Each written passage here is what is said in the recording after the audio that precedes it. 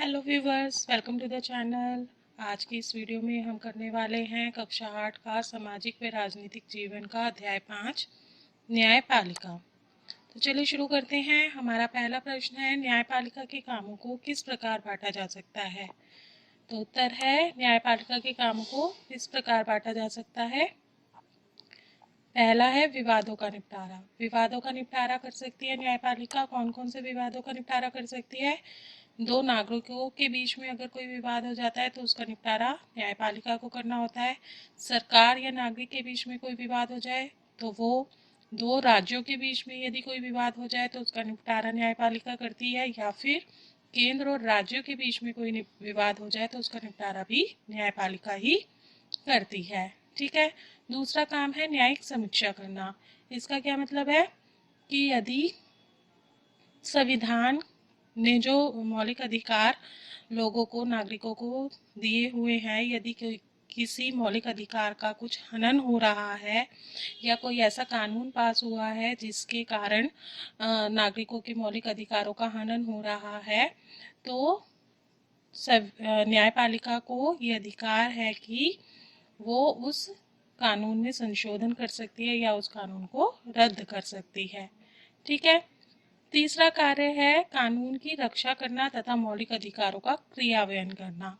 इसका क्या मतलब है? यदि नागरिक को लगता है कि उसके किसी मौलिक अधिकार का उल्लंघन हुआ है तो वो न्यायपालिका में जाकर न्याय की मांग कर सकता है।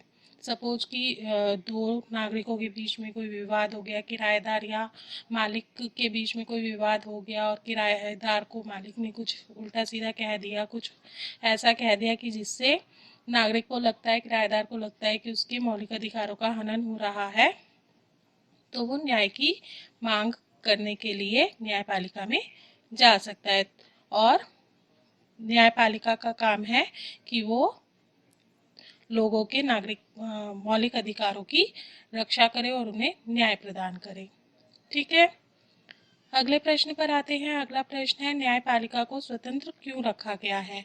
न्यायपालिका के ऊपर किसी का कोई प्रभाव नहीं है। सरकार की किसी भी व्यक्ति का, किसी भी नेता का कोई प्रभाव नहीं है न्यायपालिका पर। न्यायपालिका स्वतंत्र रूप से कार्य करती है। तो ऐसा क्यों रखा गया? संविधान में न्यायपालिका को स्वतंत्र क्यों रखा गया है? क्यों रखा गया है? ताकि न्याय जो है सबकी पहुंच तक पहुंच सके, हर एक नागरिक को न्याय मिल सके। किसी प्रभावशाली व्यक्ति के प्रभाव की वजह से किसी दूसरे व्यक्ति को, कमजोर व्यक्ति को न्याय से वंचित न रहना पड़े। तो किसी भी नेता या किसी प्रभावशाली व्यक्ति के प्रभाव से मुक्त रखने के लिए न्यायपालिका को स्वतंत्र रखा गया है, ताकि सभी नागरिकों को समान रूप से न्याय प्राप्त हो सके और उनके अधिकारों का दमन या हनन न हो सके। ठीक है। अगले प्रश्न पर आते हैं। अगला प्रश्न है, भारत में अदालतों की संरचना पर प्रकाश डालिए कि भारत में किस प्रकार से अदालतें बनाई गई हैं। तो उत्तर है, भारत में 3 अलग अलग स्तर की सरकारें हैं। यहाँ पे सरकारें नहीं, अदालतें आएगा। भारत में 3 अलग अलग स्तर की अदालतें हैं। पहला है जिला या तहसील स्तर की अदालत। इसके ऊपर होता है उच्च न्यायालय, जो कि प्रत्येक राज्य में एक होती है। मतलब प्रत्येक राज्य के अंदर एक उच्च न्यायालय होता है। जिला स्तर के ऊपर तो अलग अलग होते हैं, अलग अलग जिला में अदालत हो सकती है, लेकिन पूरे राज्य के अंदर एक उच्च न्यायालय होती है और उन सब के ऊपर होती है सर्वोच्च न्यायालय, जो कि पूरे भारत के अंदर केवल एक है, जो कि नई दिल्ली में स्थित है। अब जो सर्वोच्च न्यायालय में जो फैसला होता है, जज जो फैसला करते हैं, वो सभी अदालतों को मानना होता है। परंतु यदि निचली अदालत में कोई फैसला हुआ है, सपोज जिला स्तर की कोई अदालत में कोई फैसला हुआ है, तो और नागरिक उस फैसले से संतुष्ट नहीं है, तो वो उच्च न्यायालय में जा सकते हैं। फिर उच्च न्यायालय में जो फैसला हुआ, अगर नागरिक उससे भी संतुष्ट नहीं है, तो वो सर्वोच्च न्यायालय में जा सकते हैं। लेकिन यदि सर्वोच्च न्यायालय ने जो फैसला किया है वो सबको मानना होगा, निचली अदालतों को भी और नागरिकों को भी, क्योंकि वो सर्वोच्च न्यायालय है, उससे ऊपर कोई अदालत नहीं है। ठीक है। इस प्रकार ये सारी अदालतें एक दूसरे से जुड़ी हुई हैं और कार्य करती हैं अपना अपना। ठीक है, अगले प्रश्न पर आते हैं। अगला प्रश्न है फौजदारी कानून तथा दीवानी कानून में अंतर बताइए, दोनों में क्या अंतर है।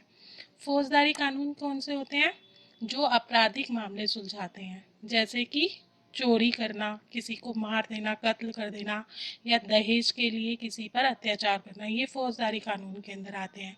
और इस प्रकार के जो कानून होते हैं, इस प्रकार के जो केस होते हैं, उनमें सबसे पहले एफआईआर दर्ज करवाई जाती है पुलिस स्टेशन में। ठीक है, दूसरे पर आते हैं दीवानी कानून। दीवानी कानून में क्या होता है? ये मौलिक अधिकारों के उल्लंघन से संबंधित होते हैं, जैसे कि मकान मालिक और किराएदार के बीच में कोई वाद विवाद हो गया, या तलाक से संबंधित कोई मुद्दा हो गया।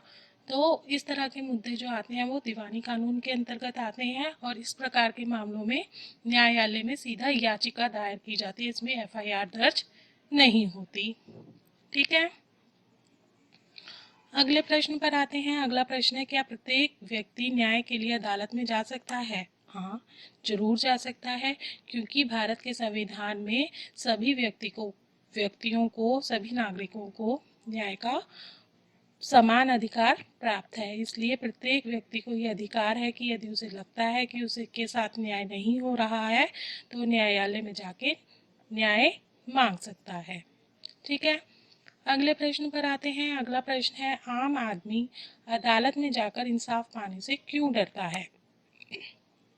क्यों डरता है आम आदमी? क्योंकि अदालत में बहुत सारी कानूनी प्रक्रियाएं होती हैं, उसमें काफ़ी पैसा भी लगता है, बहुत सारी कागजी कार्रवाई होती है, और समय बहुत लगता है। न्याय प्राप्त करने में बहुत समय लग जाता है, किसी भी केस को सुलझाने में बहुत समय लग जाता है। तो यदि व्यक्ति अनपढ़ है तो कागजी कार्रवाई नहीं कर सकता, या फिर गरीब है तो उसके पास इतना पैसा ही नहीं है कि वो कानूनी प्रक्रिया में वो पैसा लगा सके। तो इसलिए जो आम आदमी होता है वो अदालत में जाने से डरता है। ठीक है, अगले प्रश्न पर आते हैं। अगला प्रश्न है, इंसाफ में देरी यानी इंसाफ का कत्ल, ऐसा क्यों कहा जाता है? उत्तर है, इंसाफ में देरी यानी इंसाफ का कत्ल ऐसा इसलिए कहा जाता है क्योंकि इंसाफ मिलने में कई बार इतना समय लग जाता है कि सबूत और गवाह ही नष्ट हो जाते हैं। अगर 10-10, 15-15 साल किसी केस को सॉल्व करने में लग जाए, तो इतने समय में तो जो गवाह थे वो, उनकी मृत्यु अगर हो गई तो कहाँ से आएंगे वो गवाह? सबूत नष्ट हो जाते हैं, मिट जाते हैं। ठीक है ना, तो पीड़ित व्यक्ति एक तो पहले उसके साथ में जो गलत हुआ उसकी वजह से पीड़ित रहा, और दूसरा कानूनी कार्रवाई करते करते और न्याय का इंतज़ार करते करते उसको दोबारा पीड़ा सहनी पड़ रही है। तो इसलिए कहा जाता है कि इंसाफ में अगर देरी हो जाती है तो उसका मतलब है कि इंसाफ का कत्ल हो गया। जैसे कि आप देख सकते हैं कि निर्भया केस में हुआ, 8-10 साल लग गए निर्भया केस को सॉल्व करते करते। या राम रहीम का केस भी देख सकते हैं, उसके केस में कितना समय लग गया, कितने लोगों ने 10-10 साल पहले से, 15-15 साल पहले से उसके खिलाफ एफआईआर करवा रखी थी, उसके खिलाफ अपनी अपनी परेशानियां लिखवा रखी थी, लेकिन फैसला नहीं हो पा रहा था। ठीक है ना, तो इस तरह से जो आम व्यक्ति होता है वो तो इंसाफ पाने की आस में ही परेशान रहता है और आस ही खो बैठता है अपनी। ठीक है, अगले प्रश्न पर आते हैं। अगला प्रश्न है, ऐसा क्यों माना जाता है कि संवैधानिक उपचार का अधिकार न्यायिक समीक्षा के विचार से जुड़ा हुआ है? ऐसा क्यों माना जाता है? क्योंकि संविधान के द्वारा दिए गए अधिकारों का उल्लंघन करने वाले किसी भी कानून को रद्द करने का अधिकार न्यायपालिका के पास निहित है। न्यायपालिका के पास ये अधिकार है कि यदि कोई ऐसा कानून पास हुआ है जो कि लोगों के मौलिक अधिकारों का हनन कर रहा है, तो न्यायपालिका उस कानून को रद्द कर सकती है या उसमें संशोधन भी कर सकती है।